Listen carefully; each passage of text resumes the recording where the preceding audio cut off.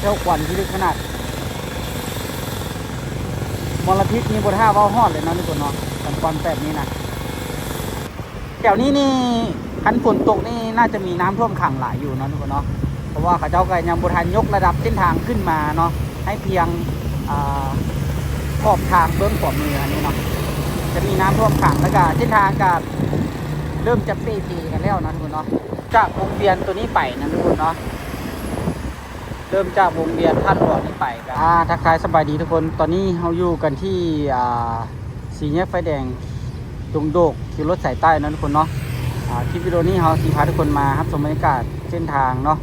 ว่าเส้นทางรถเมล์ BRT นี้เพิ่นสร้างแล้วหรือบอหรือว่ามีการเปลี่ยนแปลงอีกอย่างใดเนาะในปัจจุบันนี้เนาะก็ตอนนี้นี่คือมีการแจ้งออกมาว่าจะฮื้อถอนบางสถานีเนาะอยู่บ่แน่ใจว่าอยู่ดงโดกกับบ้านผลสะอาดหรือบ่เนาะทุกคนเนาะเดี๋ยวเราจะพาทุกคนมาติดตามรับชมอัปเดตณปัจจุบันกันว่าเป็นแบบใดแล้วเนาะช่วงนี้เพิ่นก็เริ่มเอารถเมล์เข้ามาลงไส้เที่ยวบึงแล้วเนาะได้ประมาณน่าจะอาทิตย์นึงนี่แหละเนาะทุกคนเนาะก็บ่แน่ใจว่าเพิ่นเที่ยวตั้งแต่เส้นใดหาเส้นใดเนาะเดี๋ยวมื้อหน้าเดี๋ยวเราจะลองขึ้นและก็ถ่ายภาพบรรยากาศให้ทุกคนได้เบิ่งกันเนาะเดี๋ยวมื้อนี้เราจะพาทุกคนมาอัปเดตบรรยากาศในการสร้างเส้นทางและก็สถานีรถเมล์กันว่าเพิ่นเฮ็ดไปฮอดเสร็จแล้วเนาะเดี๋ยวเราจะเริ่มตั้งแต่สี่แยกไฟแดงดงโดกขี่รถสายใต้นี้ไปหาบ่แน่ใจว่าเขาสร้างสามหัวหรือบ่เนาะเดี๋ยวเราจะพาทุกคนมาค่อยขี่รถทับชมกันเนาะไปเดี๋ยวติดตามทับชมกันเลยเนาะทุกคนบรรยากาศช่วงนี้จะเป็นบรรยากาศช่วงแรงนะทุกคนเนาะของวันเสาร์วันอาทิตย์เนาะทุกคนเนาะกาฝั่งซ้ายมือนี่ก็จะเป็นขาออกเมืองเนาะก็ถือว่ารถหลายแหงเนาะเส้นนี้เนาะขาออกในมื้อนี้นี่คือว่ารถหลายแหงตามที่เห็นอยู่ในภาพนี้เลยทุกคนเนาะส่วนขาเข้าเมืองนี่ยังโล่งอยู่เนาะแถวนี้เนาะเดี๋ยวเราจะเริ่มขี่กันไปเลยเนาะ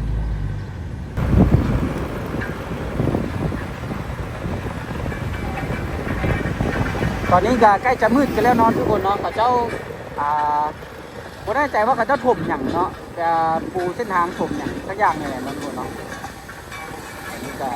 กำลังให้ดูเลยเนาะปูยังต่อยเนาะ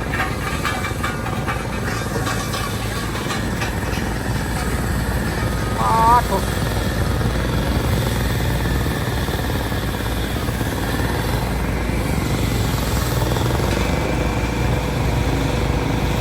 กำลังตัดเส้นทาง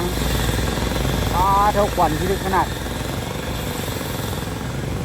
มลพิษนี่บนท่าว่าฮอดเลยนะทุกคนเนาะกันควันแบบนี้นะควันจะควันว่า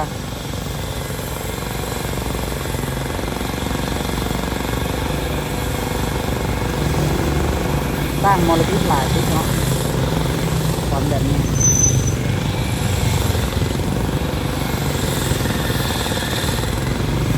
จุดนี้คือห่างจากสี่แยกไฟแดงคือรถสายใต้ดงโด่งนี่น่าจะโบฮอด100 เมตรสิบคนเนาะ100 เมตรหรือ200 เมตรประมาณนี้แหละประมาณ100 เมตรสถานีตัวนี้นี่ก็ถือว่ายังโบแล้วเท่า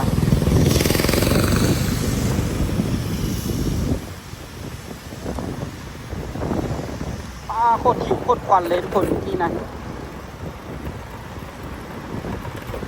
แถวนี้นี่คันฝนตกนี่น่าจะมีน้ำท่วมขังหลายอยู่เนาะทุกคนเนาะเพราะว่าเขาเจ้าก็ยังบทันยกระดับเส้นทางขึ้นมาเนาะให้เพียงขอบทางเบื้องขวามืออันนี้เนาะจะมีน้ำท่วมขังแล้วก็เส้นทางก็เริ่มจะเปรี้กันแล้วนะทุกคนเนาะผมแน่ใจว่า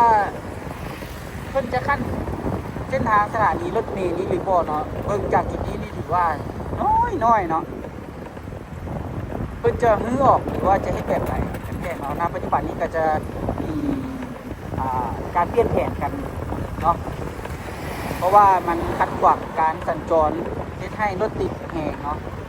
ผมแน่ใจว่าเพิ่นจะย้ายสถานีเฮ็ดอยู่ขอบทางทุกเส้นทางหรือบ่เนาะณปัจจุบันนี้ก็ยังประชาชนทั่วไปก็ยังเดาบ่ออกนะว่าเพิ่นจะเฮ็ดแบบไหนกันต่อไปเนาะ ตอนนี้ก็คือมีการแจ้งออกมาว่าจะทุบม้างสถานีบางสถานีเนาะแล้วก็ตัวขั้นเส้นทางรถเมล์ด่วนนี้ก็จะฮื้อออกบางชุดเนาะเพราะว่ามันบ่สะดวกสบายในการสัญจรของประชาชนและก็การค้าขายของประชาชนเนาะก็ยุ่งยากอยู่บางจุดเนาะกาโบแน่ใจว่าเป็นจุดใดเนาะที่เพิ่นจะฮื้อออกเนาะนี้เขาก็ขอโทษขออภัยนำที่บ่สามารถระบุไว้ได้ว่าจะเป็นจุดใดเนาะ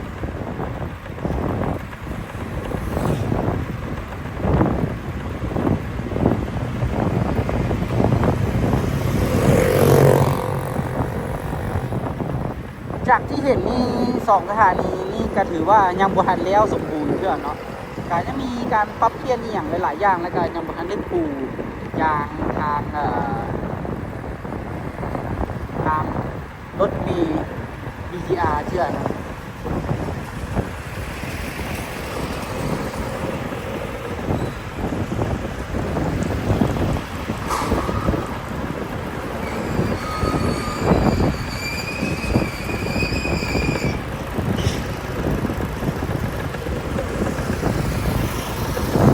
สถานีตัวนี้ก็ยังบ่แล้วเชื่อเนาะบ่แล้ว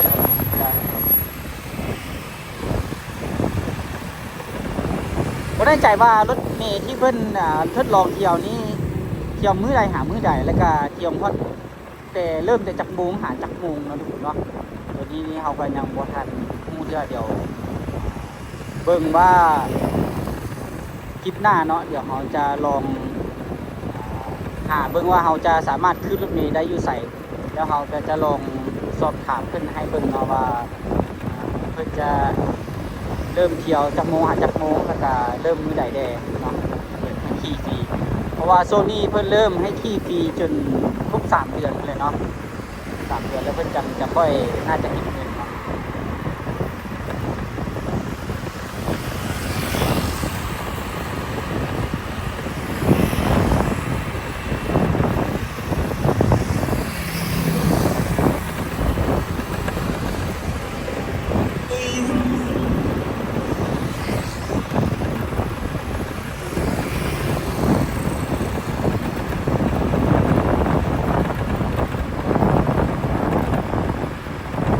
ก็บ่ค่อยเข้าใจคือกันเนาะทุกคนเนาะเป็นอย่างเมื่อถูกปูยางก่อนแล้วค่อยมาตัดพื้นเนาะทุกคนเนาะคือว่าบ่ตัดพื้นก่อนแล้วค่อยมาปูยางเนาะ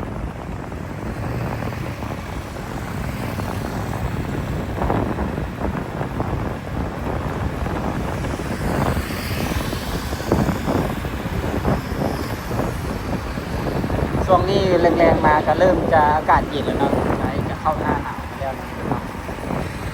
อากาศก็แรงเริ่มเย็นๆ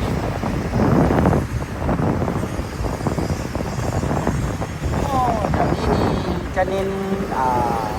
เส้นทางย่างนี้โดยเฉพาะเลย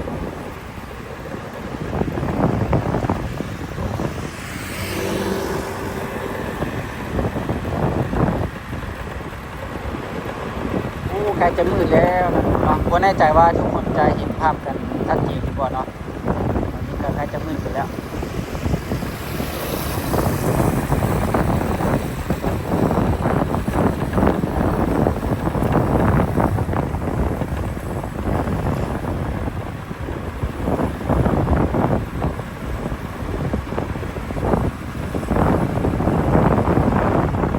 แถวนี้นี่เพิ่นปูยางทางในเส้นทางรถเมล์ BTR ที่มาเลี้ยวแล้วเนาะน่าจะยังเหลือพ่นสีหรือว่าตัวอักษรอยู่เส้นทางรถเมล์ BRT นี้เพิ่นจะเปิดให้รถทั่วไปเที่ยวเนาะช่วงรถติดนี่แหละเนาะทุกคนเนาะจากถนน450 ปีลุงโด่งนี่แหละเนาะมันจะเปิดให้รถทั่วไปสามารถเที่ยวได้ในโมงที่รถติดเนาะ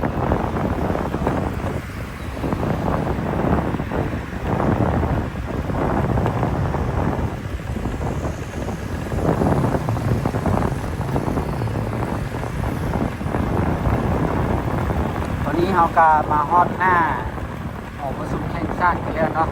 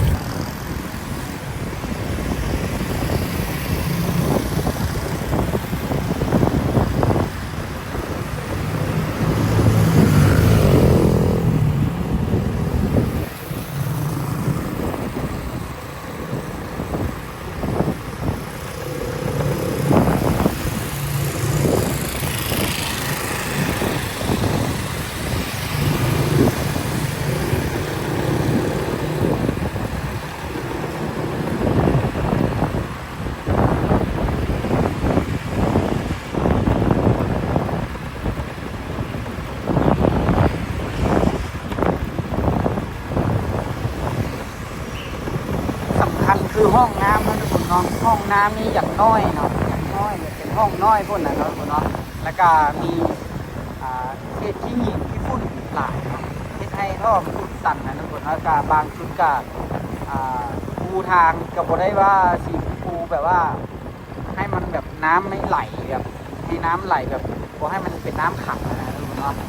บางบ่อนก็ลุกบางบ่อนก็โนนเนาะแล้วก็ที่หินที่ดินนี่หลายตามขอบทางบางห้องก็ถึกปูยางทับเข้าไปเนาะเฮ็ดให้ห้องนั้นก็น้อยก็เก่าเนาะตามขอบทางนี้เห็นได้เลยว่าบางจุดก็เป็นน้ำท่วมขังบางจุดก็ห้องแต่น้อยปูยางแบบบุกดีท่อเลยเนาะดินห้องน้ำแห้งน้อยแห้งไปที่นี่มันน้อยมันเก่าอีกปูยางเนี่ยสำคัญในนอกห้องน้ำตัวเมืองนี่ก็ถ้าสมมุติว่ามันบ่ไหลมันอ่างก็ที่น้ำท่วมขังน้ำท่วมขังรถเหยียบไปเหยียบมาก็มีที่หินเนาะเพื่อให้ทางเป็นผีได้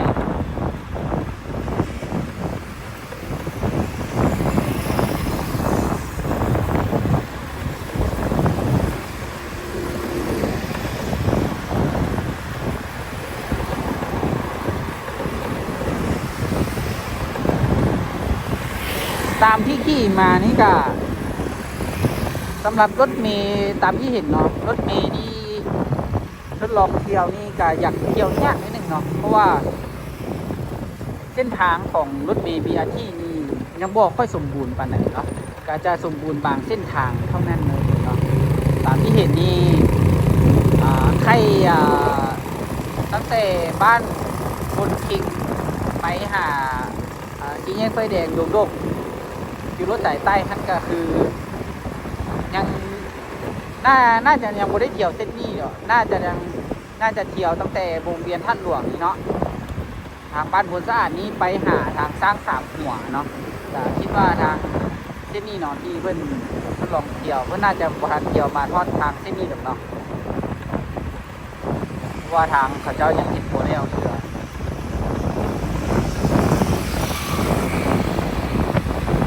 เดี๋ยวคลิปหน้าเนาะเดี๋ยวคลิปหน้ามาดูกันว่ามันเที่ยวทางใดเดี๋ยวเราจะนั่งรถจะลองนั่งรถนี้บึงว่าเพื่อเที่ยวไปฮอดใส่เลยเนาะ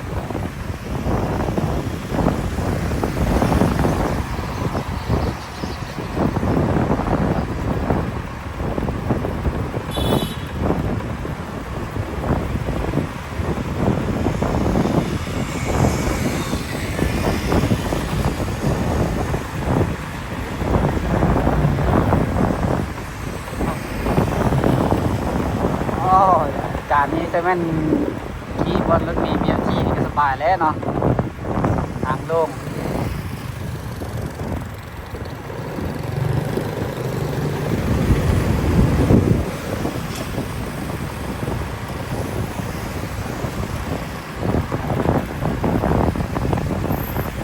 จักควันรถจักขี้ฝุ่น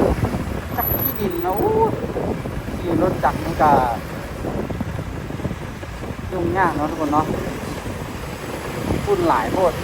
แล้วก็ควันรถเลย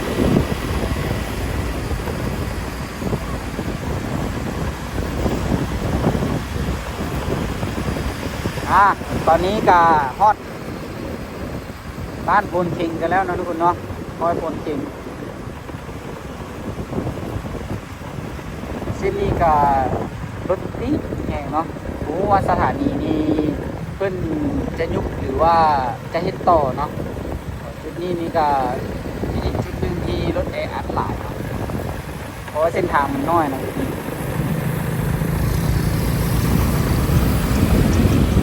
บวกกับร้านค้าขายที่อยู่ข้างทางนะ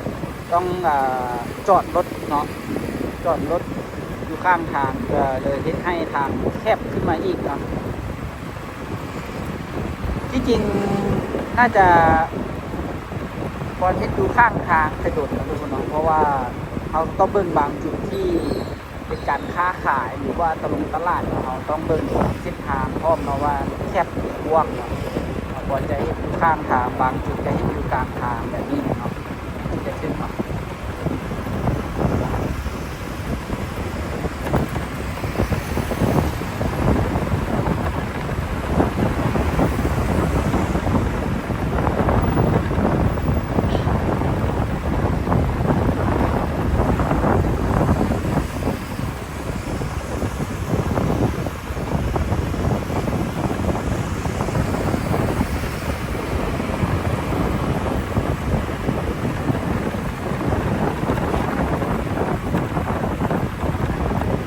เริ่มลื่นแล้ว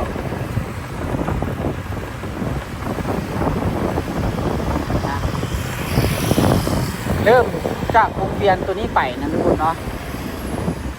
เริ่มจากวงเวียนท่านหลวงนี้ไปกับเจ้าเริ่มทาเนาะทางรถเมล์ BRT เนาะแล้วก็ใส่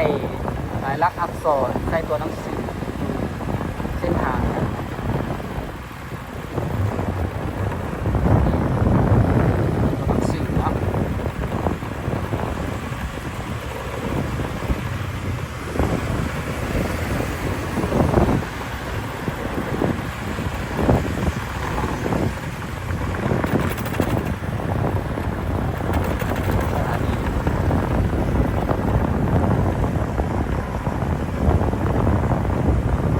ยังบทันแล้วสมบูรณ์เยอะยังตกแต่งเอี่ยงหลายๆอย่างเนาะสถานีบ้านพลสะอาดแต่คาดว่าน่าจะแล่นในแถวนี้เนาะไปหาทางสร้างสามหัวน่าจะทดลองเดี๋ยวเส้นนี้เพราะว่าเส้นทางแล้วหมดแล้วเนาะถือว่าสมบูรณ์นอกจากลงไปพ้นเข่งนั้นถือว่าเส้นทางยังโมเดลสมบูรณ์แล้วก็ยังมีอย่างคัดขวางการสัญจรเนาะเส้นทางรถเมล์อยู่เนาะ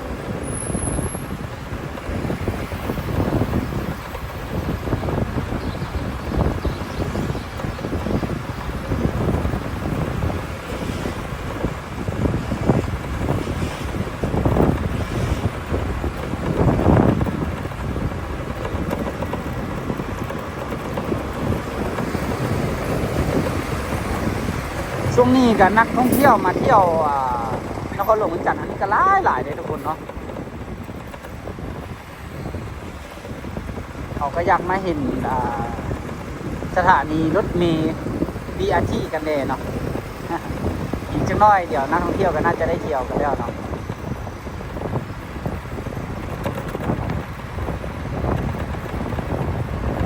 BR1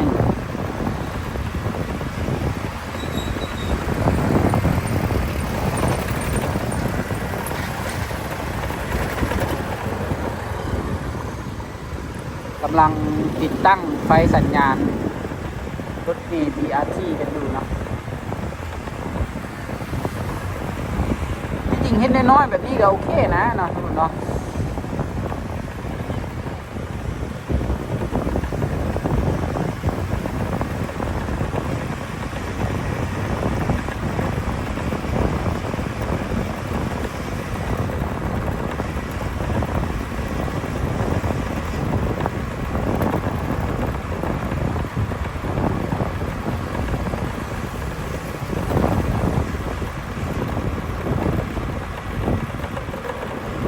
คันที่จริงบ้านเฮานี่เฮ็ด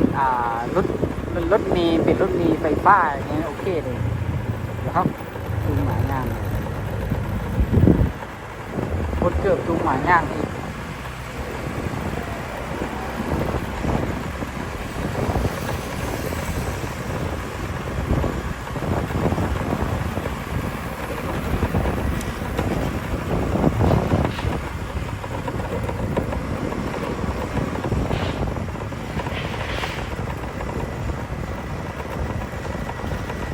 ตามที่ขี่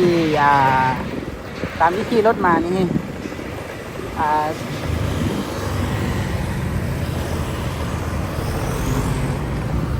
ตามที่ขี่รถมาเห็นมันพิมพ์ตัวลักษณ์อักษรอยู่ขึ้นทางขนาดนั้นเนาะรู้สึกว่าไม่กงท่านเพิ่นบ่ได้มีเด้หรือว่าเพิ่นเอาไว้พิมพ์น้ำหลังบ่เนาะ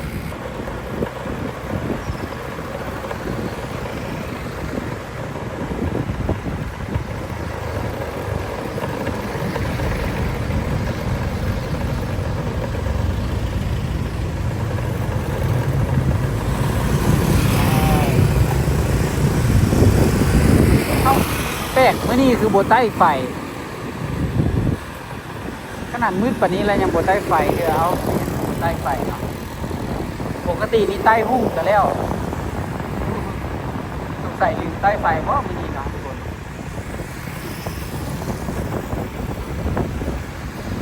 อ๋อเห็นตลาดเช้ามื่อนี้คือมืดแค่เนาะ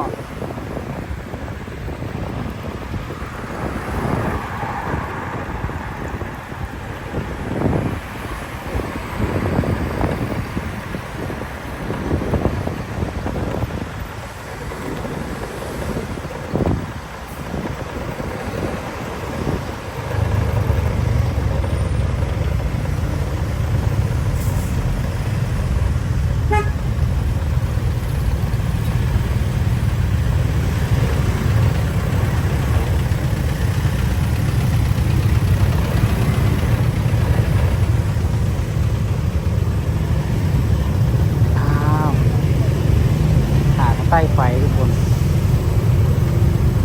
น่าจะเป็นไฟออโต้หรือว่าจะแบบใต้ตึกเบื้องขวาเบื้องซ้ายบนใต้เอา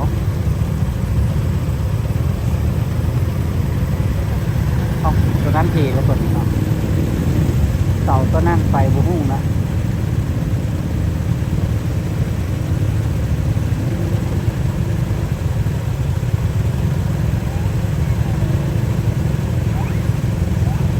ใต้ข้างเดียวมันเนาะใต้ไฟข้างเดียว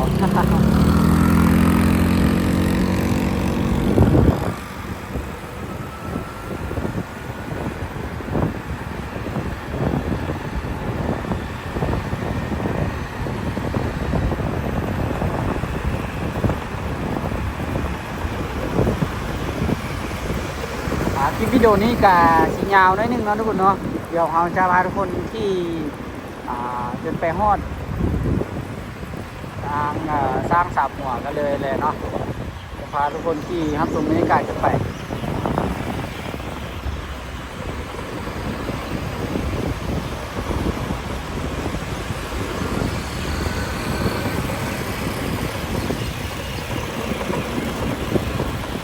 โอ้ยมืดแล้ว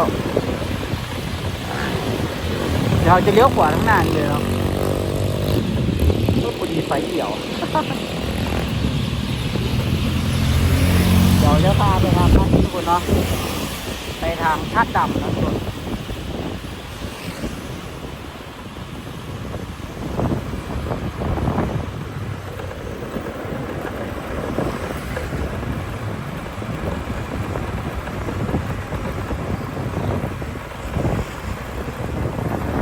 เลี้ยวซ้ายบนนี้โอ้นี่บรรยากาศทางท่าดำเนาะบ้านท่าดำทางท่าดำนี่ก็อาหารนี่ก็หลาย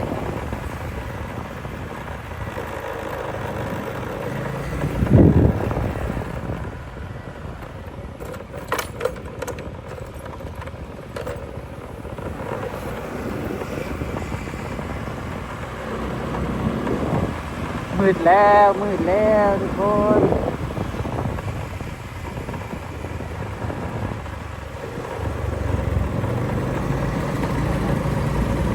เส้นทางในนครหลวงนี่ก็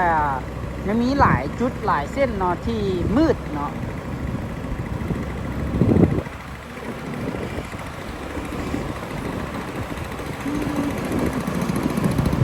อันนี้ขุมมันโบ้เป็นขุมเนาะแบบเป็นแบบซีมังมันแบบลุกเป็นยางมะตอยมันลุกขนาดทุกคนเนาะพื้นโบเรียบเนาะการสัญจรอยู่เส้นทางอยู่นครหลวงจันทร์นี่ก็มีบางจุดที่เริ่มเปเพกันแล้วเนาะทุกคนเนาะช่วงหน้าฝนมานี่ก็ถือว่าเส้นทางเปเพกันหลายจุดเลยเนาะเป็นขุมเป็นบ่อกันหลายจุดเลย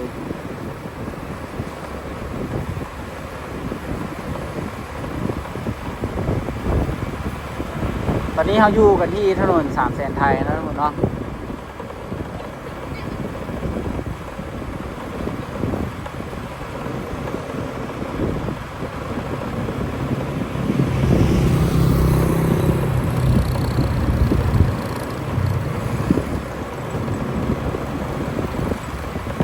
ก็จะเป็นบรรยากาศถนนทางแสนไทยหน้าปัจจุบันเนาะ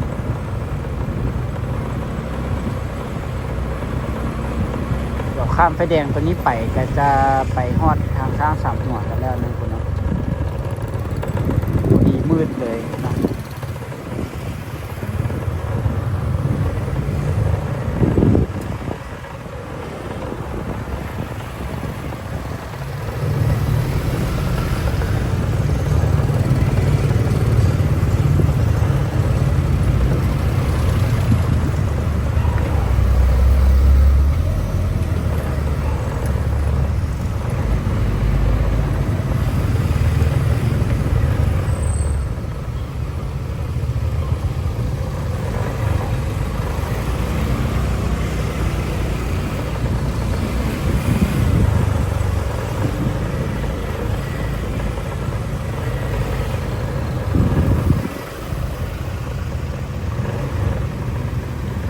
โอ้รถไฟบุรีรัมย์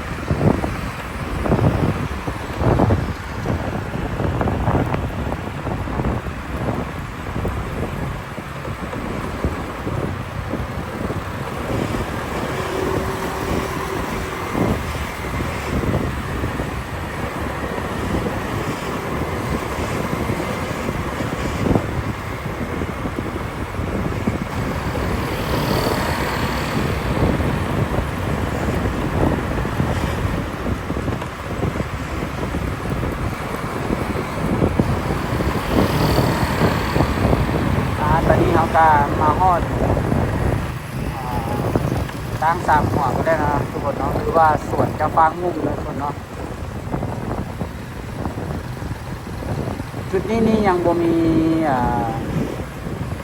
การพ่นสีใส่พื้นเกลือนะ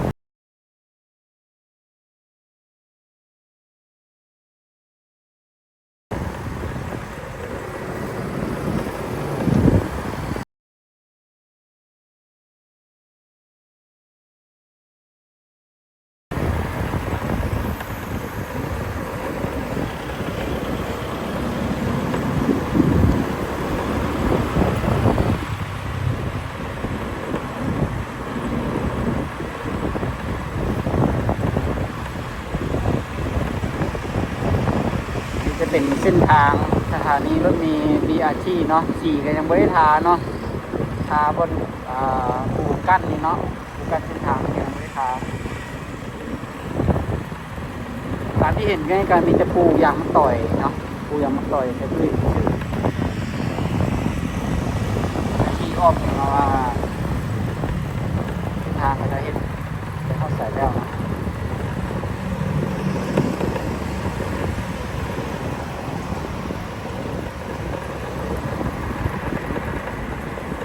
รู้สึกว่ามีการตัดกันตาบหลายจุดเลยเนาะสำหรับเส้นทางนี้นะเวลาเขาเจ้าตัดแล้วเขาเจ้าแบบตาบโบค่อยอันนั้นปานใดเนาะโบค่อยเทียมพื้นหรือว่าโบค่อยเรียบปานใดเนาะบางทีขี้ก็ยังเป็นคักอยู่เนาะทางนี้นี่ก็น่าจะใส่ไฟแยงทางสองฝั่งเนาะถึงจะงามให้มันหุ่งๆนิดนึงเนาะอยากมืดนิดนึงเส้นทางเส้นนี้เนาะขี่เข้าไป